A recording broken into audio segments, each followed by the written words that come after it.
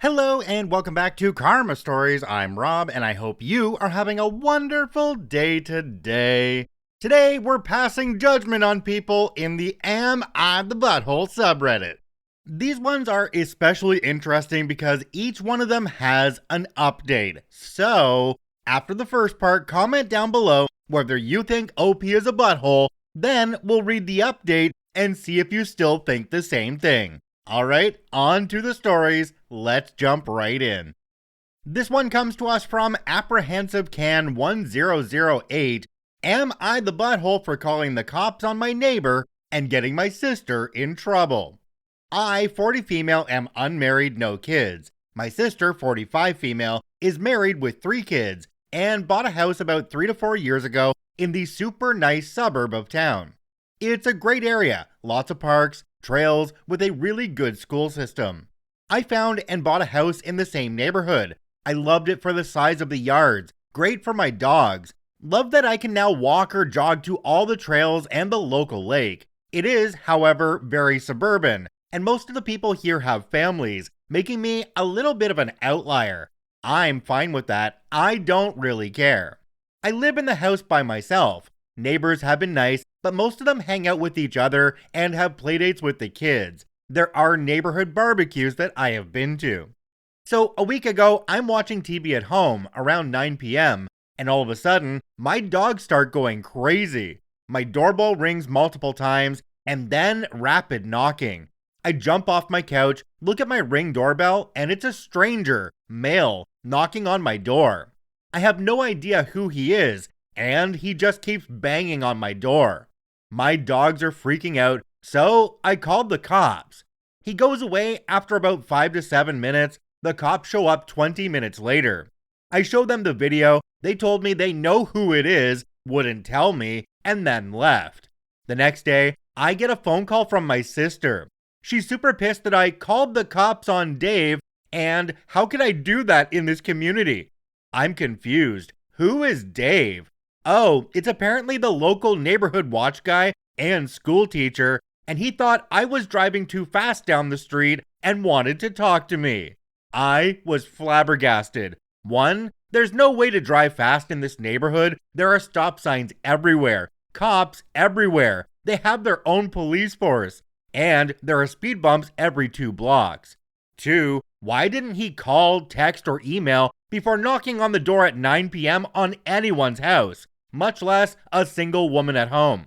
Sister said that my reaction was totally over the top and, you don't live in the hood anymore, people visit other people. I stand by my right to be safe and not get harassed by the neighbor. Sister is pissed because there was no danger whatsoever, and apparently this was the discussion at the recent PTA meeting. And since I wasn't there, why would I go to a PTA meeting? She was charged with defending me, and now she looks bad by association. She also brought up that I walk my dogs without a bra on all the time, and that's just not good. WTF. She wants me to reach out to Dave and apologize and say I'm absolutely sorry for calling the cops and driving fast. She told me that I needed to play nice with the neighbors unless I wanted to be moving in a year. Maybe I did overreact, but I'm just so annoyed that I don't want to do anything related to that, and maybe that makes me the butthole. Any thoughts? Alright, if you're on YouTube or on Spotify, pause the episode here and let me know your thoughts on this one down below. Is OP the butthole for calling the cops on the person that was pounding on their door at 9 p.m.?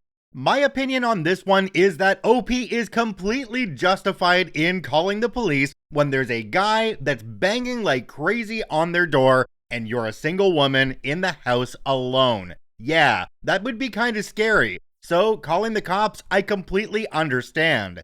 It's the other people in this situation that are being the buttholes because they don't understand the situation that Dave was putting OP in. OP's sister wanting OP to apologize for calling the cops and also for driving too fast is completely out of line. But that's my opinion. I'd love to see what yours is, so make sure you did comment down below before we get into the update, which is coming right now. Update. I wanted to update people because I got a few DMs. Initially, I just wanted it to blow over. I hate confrontation, and I like being left alone, so I said whatever. I then made acquaintances with my neighbors next door, the gardeners. They are empty nesters and are very nice. They told me that the PTA meeting is nothing more than a reason for a bunch of people to get together for food and beer. And if you really had something to talk about, you go to the real school board meeting. They told me when and where, and I went. Lo and behold, it's like a neighborhood barbecue. They all gather at someone's house and order a pizza and bring beer, and maybe a couple of pies and desserts. Not everyone comes, really just the neighbors in the area, and then it rotates. I had a warm welcome, and no one really talked about school or kid stuff. My sister was there, but she avoided me. I ended up talking to a couple people and gently, aka very indirectly, brought up Dave, and everyone here was right. Everyone knows Dave. The general consensus is that he's a busybody and has reported half the neighborhood to, I don't even know. Nothing ever comes of it, and he's kind of a nuisance. He does have a loyal group of neighbors that defend him, but mostly just stay clear of him. I ended up telling my neighbor about what happened, and she laughed, saying that she would have done the same, and her husband chimed in, though if you open the door for Dave, the only thing to fear is that you will be talked to death. So all in all, no one seemed to care about what happened, and honestly, no one even seemed to know. So, I went over to my sister's, since she's the only one that seems to be making this into a big deal. Long story short is, she is. She doesn't like that I moved here. That's really it. She just really didn't think that I would ever move to the suburbs, and when I did, she really didn't want to be lumped together with me. We got into kind of a fight over it. Also, she wanted to run for school board, and Dave sits on the school board. So he was pissed that I called the cops, and she felt like I was getting her in trouble. We currently aren't talking. Alright, confirmed, your sister is absolutely the butthole, but Dave seems to be one too, because the guy knocking on the door at 9 p.m. at night on a single woman's house isn't making sound decisions. This sentiment of mine was echoed in the comments by pretty much everybody there. Let's go through a couple of them. We have one from a user called Tater Sprout. It says, "Not the butthole, what Dave did was highly inappropriate, and you being discussed at a PTA meeting was also inappropriate. Is this an HOA? OP responded and said, actually no, there's no HOA. This is partially why I bought here. The PTA meetings apparently have just slowly became a neighborhood meeting, because everyone is there, I guess, per my sister. There are a few other people here that don't have kids or aren't married, but I don't know what they do or care." OP's sister and the rest of the neighborhood might know who Dave was, but OP definitely doesn't. So again, creepy guy knocking on your door 9 p.m. very insistently and aggressively. Yeah, you're well within your right to call the cops. OP, you did absolutely nothing wrong, and I think my whole community would stand behind you on this one. This one comes to us from Fragrant Range 6363. Am I the butthole for refusing to buy my boyfriend's daughter a gift and silencing his notifications while I was away on a business trip? I, female 32, went on an 8-day business trip to Japan. I work as an external consultant for a company. This would be a visit to scale our services. Me and 3 other colleagues would visit, but we would be at the same site for only 2 days until we were spread out to other areas. Was very excited until I told my boyfriend, Brian, male 38, of 8 months. His reaction wasn't very positive. I asked what was going on, and he said he was spaced out because of situations at his job, but he assured me everything was fine. Days later, he asked if I could take him. This caught me off guard, and I said I needed to think about it. And then he said that he would want his daughter to come along. I understand his point. She is 17 female, loves anime, and has impressive knowledge on some very niche characters. But also, I have my own kids, age 4 and 5, and I would rather share that breakthrough with them, although realistically thinking, bringing them would be unprofessional.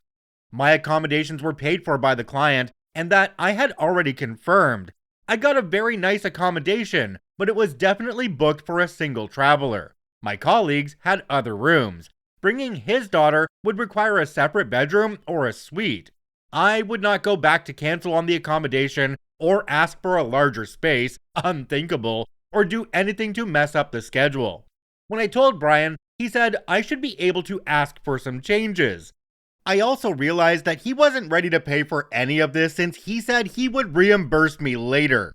I'm financially okay, but the whole idea of this trip is to make more money, not spend it, and potentially be unable to recover it. Also, this was never a vacation or anything, and he said things that showed me he didn't understand or believe that me and my team were here on a tight schedule. I could surely spend time with him and his daughter after work, but while bringing them at another time and not in that situation. I didn't ask the client at all because I was embarrassed. Also, I began to worry about his sense of humor. It's not like I've mastered Japanese business etiquette, but I took the time to learn, and Brian sometimes does things that get him in trouble. We would be having dinner with our client and colleagues, and I could either have him stay at the hotel, not a great way to treat a partner, or bring him along if that was permitted. Awkward, especially if it messed up the accommodation schedule. When I candidly expressed this concern, he got extremely pissed off and gave me the silent treatment. This stressed me out and I told him. I left for the airport while he was still not talking to me. We talked only a few times while I was abroad. His daughter did not reply to any of my messages. I don't know if he falsely told her that she was getting an early high school graduation present, the trip, or if she was just mad at me. I got a hold of a huge plush anime character and took a selfie asking if she liked it. No answer. About 1 or 2 days before I flew back, he started texting me with requests. He wanted me to get XYZ, this and that, for his daughter and his nieces. I got very angry because she didn't even reply, but he had no problem asking for more and more stuff, and that put me off. I told him that his daughter never replied to any of my messages, and he didn't say anything about it. I ended up silencing his notifications and buying presents only for my family. When I got back, all I wanted was to spend time with my kids since I've never been away from them. I kept putting off seeing Brian until last Friday when we met for pizza, and he looked uncomfortable. He said I let his daughter down by allowing her to think she was getting the plush toy and was also in disbelief when I confirmed that I didn't bring her anything. I told him that I didn't think it mattered since she completely blanked me out. We had a back and forth, but there was no resolution. I feel more lost than when this whole thing started. I feel like he thinks a gift for his daughter was the solution to everything, and I disagree. I'm doing my best to create a good future, and I'm a bit on the fence about continuing the relationship. I care about him and his kid, but I'm afraid of being used and dragged down. And the way he pressured me made me really uncomfortable. I'm also a bit hurt because I had built a relationship with his daughter, and not getting a single reply to my messages is honestly a bad look. I'm tempted to think that she's either angry because I didn't agree to bringing them along, or that maybe he told her to ignore me. I'm planning on ending things because I need clarity, but also maybe I'm being unfair. I think there's the possibility that he got overly excited and got carried away, but I know he will likely be unable to pay me back. Am I the butthole? Alright, go ahead and pause the episode here and comment down below on YouTube or Spotify. Is OP the butthole for not taking their boyfriend and their boyfriend's 17-year-old daughter on their business trip to Japan?